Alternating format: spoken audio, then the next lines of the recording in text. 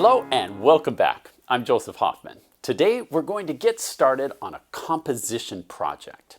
I believe that becoming a well-rounded musician means not just learning how to play music by other composers, but learning how to compose original music for yourself. Let's come to the piano to get started. Every composition needs some starting off point. Way back in Unit 1, our starting off point was a rhythm that you composed first, and then we added a melody on top of that. In other composition projects, we started with a mood that we wanted to create and then built out from there. Today, our starting off point is going to be a chord progression. And this is the starting off point I used to compose Autumn Moon, which we also learned in this unit. For Autumn Moon, I chose this chord progression.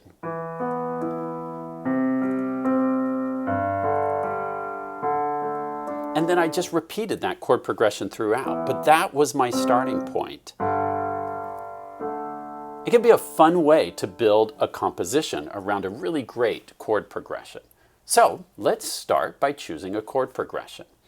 I'll walk you through an example. Like let's say I chose the key of F. To do a chord progression, we need to first choose a key. So I'm going to choose F major. Of course, you're welcome to choose whatever key you want for your composition, but let's go with F for right now.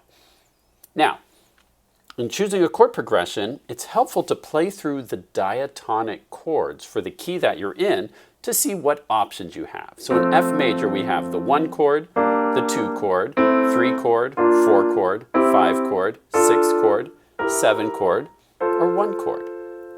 Those chords are our building blocks for a chord progression.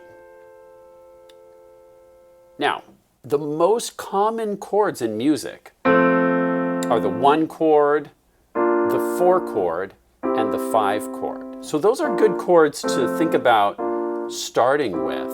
Other common chords are the 2 chord and the 6 chord are also really great chords.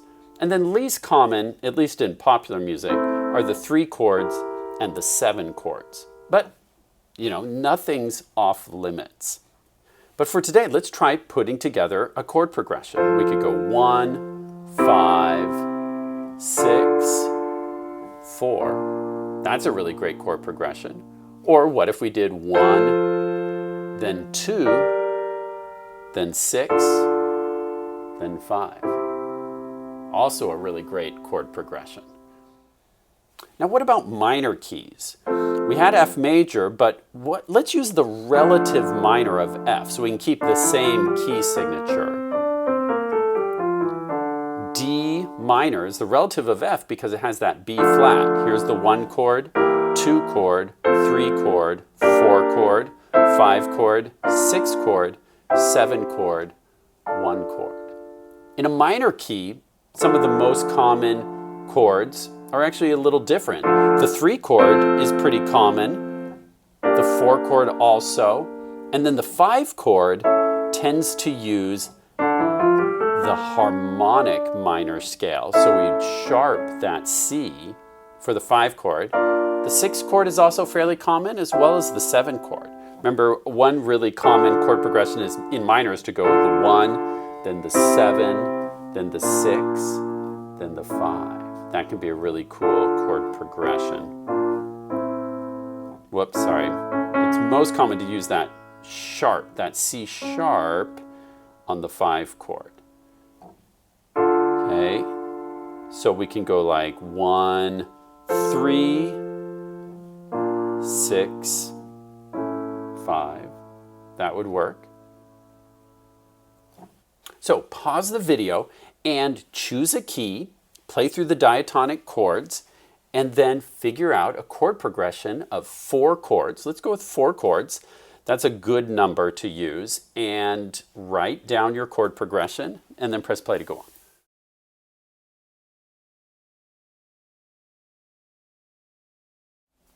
Now let's go back to one of the chord progressions I wrote for F major. We did 1, 5, 6, 4. And I want to mention that in music you cannot copyright a chord progression. So if you ever hear a chord progression you really like from another piece of music or something that I play, feel free 100% to copy it. It's totally allowed. Musicians have been copying and borrowing chord progressions from each other for centuries, and it's perfectly legal, acceptable, and encouraged. So if you like this chord progression that I'm showing you, use it in your own compositions. Once you have a chord progression that you like, next up today, I'd like you to choose an accompaniment pattern to use as a kind of ostinato. Like what I used in Autumn Moon was this kind of pattern where you go up a fifth and up a fourth.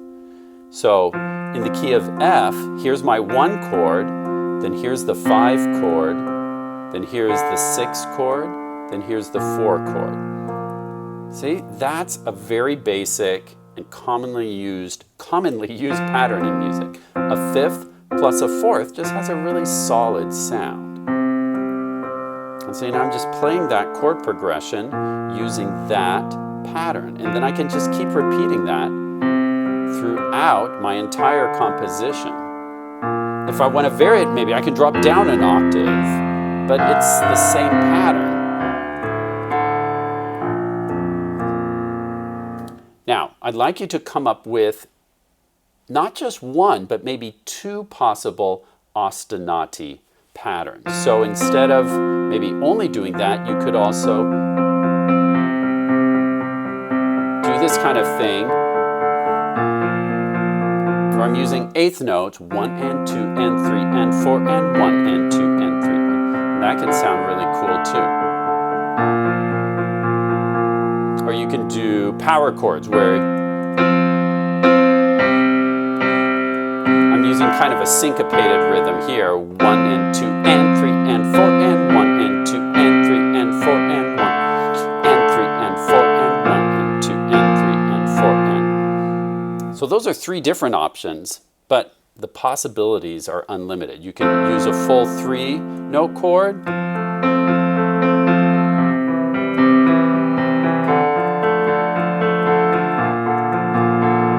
That's an option as well.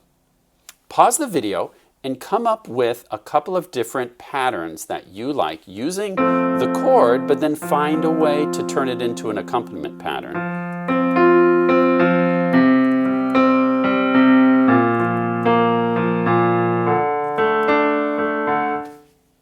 Pause to work on your accompaniment pattern using your chord progression, then press play to go on.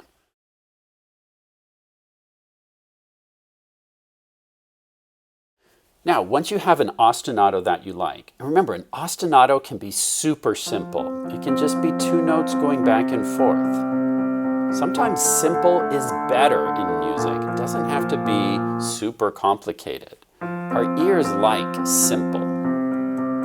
See how simple but interesting that is at the same time. Once you have your ostinato, you want to start coming up with a melody to go along with your accompaniment.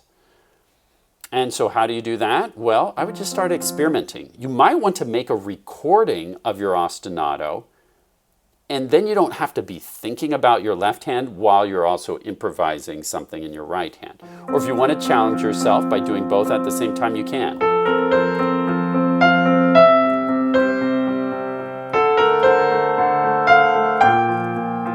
I just made that up.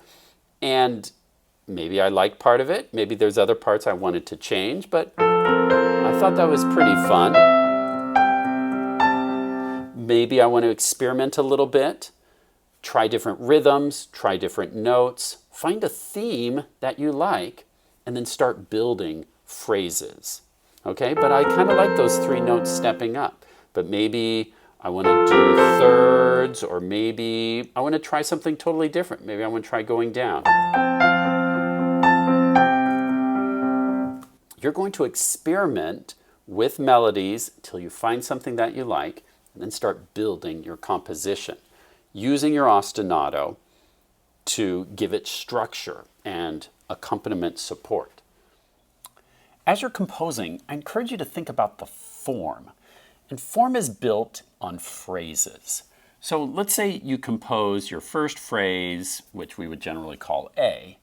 And then your choice is, well, do I want to repeat that phrase? Which is very common in music. We often see the first phrase of a piece, just have an exact repeat. Another option is to repeat the phrase but vary it slightly, which we might mark with an A prime. And we can call these parallel phrases. They start the same way, but then it has a little difference. Another option would be to have a contrasting phrase structure where you start with an A and then you do something totally different. And then maybe you repeat that. So it could be A, B, A, B. Another possible phrase structure would be A, B, A. And maybe that A could have a little variation. Maybe this A has yet another variation. So it could be like A prime, B, A double prime. So many phrase structures are possible, but try to find ways to repeat because it's that repetition that gives music its stability and structure. And then put those phrases together and that makes one entire big A section. These could all put together into a big A, or these could be one big A section. And then you could do something totally different for your B section. So once you have an entire section done, then you want to decide, okay, what do I do for my B section? Then do I want to go back and do my A section again? Do I want a coda? Do I want an introduction before my first A section? Some pieces have a short introduction that kind of sets the mood for the piece. There's no one way to build the form of a piece. I'm just showing you ideas for your thinking to get you started.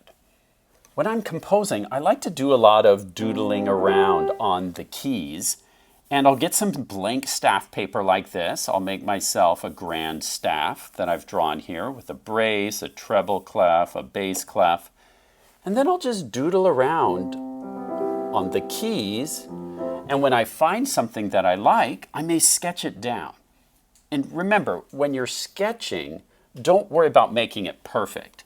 Instead of making a perfectly shaped quarter note like this, I may just do a little bloop with a quick line. Don't worry about being too precise. Sometimes if you look at my sketches, it just looks like a bunch of little sloppy note heads. I may not even add stems or beams. I just want to get the notes down to capture my ideas on paper. Another thing that some composers like to do is make an audio recording of themselves playing. You know, you can use a smartphone or there are different apps you can download to just record yourself as you improvise. Then you can go back and listen to it and then transcribe it by writing it down later, but then you can be more spontaneous and capture all those ideas. But when I compose, I like to just sketch it out. Sometimes it's kind of sloppy, and then later I can go in and add beams and stems to add those rhythms. But I'm sometimes erasing and like inserting stuff, and sometimes you'll see arrows saying go here to here. If I compose it out of order from what I want in the final version, feel free to have it start off kind of sloppy, and then later on you can write out a more polished version once you're totally happy with it. If you have an ostinato in the left-hand part, let's say you're going back and forth between this C and G. One symbol that just means keep repeating that pattern is this symbol. And so let's say you have an ostinato, you just want that to continue the whole measure. That symbol can save you some time just saying keep repeating that. It's kind of a shorthand notation. So all of these are just little tips and ideas. This composition is yours. I want you to take it and own it, refine it, make it something you're proud of, enjoy sharing it with others. I hope you enjoyed getting started on your composing project today. Once you have your composition complete, give it a title and then share it with a friend, family member, or with me online. Thanks for learning with me and happy composing. Hi, Scuba. What you doing? Hey, Princess. I just finished making a chord progression for my composition. Want to see? Sure. Here it is. Ah, the 1 chord, then the 4 chord, then the X, X, I, the 23 chord. There's no such thing as a 23 chord. Yes, there is. It's very advanced. Maybe too advanced even for you. What? How did you learn it? Did Mr. Hoffman teach it to you? No. Who then? Monkey? Monkey! He was just probably messing with you. No, you don't understand. Monkey is actually a ninja master, and I think he knows more about music theory than you realize. I don't know. Ask Mr. Hoffman. Great idea. That will settle this silliness. Mr. Hoffman? Yes, Princess? Is there such a thing as a 23 chord? Oh, yes. I just learned it myself. You just learned it? From who? I believe you mean from whom? Right. From whom? I just learned it today from Monkey. Monkey taught you a chord? See? Yep. Hey, teachers have to keep learning too. All right, let's hear this 23 chord. Sure thing. According to Monkey, the 23 chord is a very ancient chord, played by randomly choosing any 23 keys and playing them all at the same time. And since I don't have 23 fingers, you just use your arm, like this. That's the 23 chord. But that sounds terrible. It's beautiful. Monkey's a musical genius. Oh, brother.